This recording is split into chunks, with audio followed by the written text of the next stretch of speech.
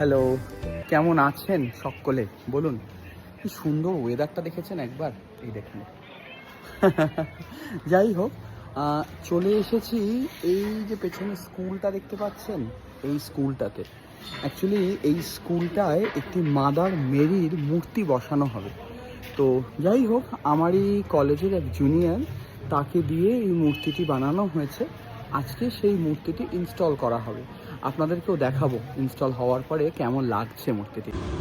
এই দেখছেন, এই যে স্কুলটা তৈরি হয়েছে, এটি একটি ইংলিশ মিডিয়াম স্কুল। কেমন? এইখানেই এই মাদার মেরির মূর্তিটি বসবে।